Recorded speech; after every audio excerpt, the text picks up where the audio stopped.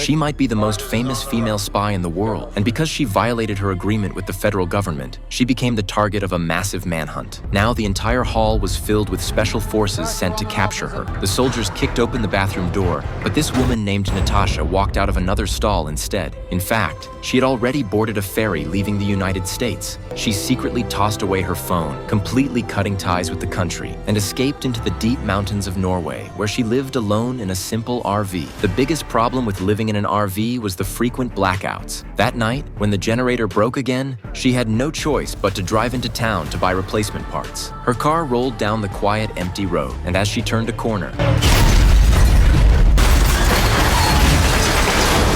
a Jeep appeared in the distance, and from it stepped out a hooded figure clad entirely in armor. Struggling inside her shaky vehicle, Natasha thought it was the federal government that had tracked her all the way here. Furious, she raised her gun and opened fire. But to her shock, the enemy blocked every bullet with a shield and then hurled it back at her with immense force. That move startled her because it was far too familiar. She quickly leapt out of the car and engaged the mysterious figure, throwing her signature shoulder slam.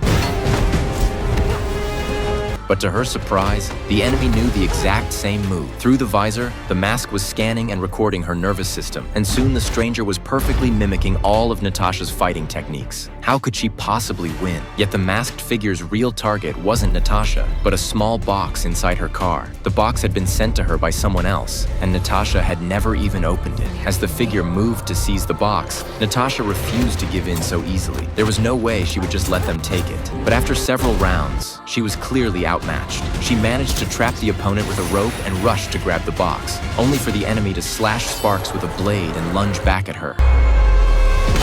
The mysterious fighter kicked Natasha off the bridge, and when they opened the box, it turned out to be empty. Natasha had already slipped out the contents earlier, and by now she had vanished into the river's current. Battered and shivering, Black Widow dragged herself onto the riverbank. From her chest, she pulled out the item she had taken from the box, a glowing red vial. Tucked alongside it was a photo. Staring at the two little girls in the picture, Natasha finally understood who had sent her the package. It was from her long-lost sister, Yelena.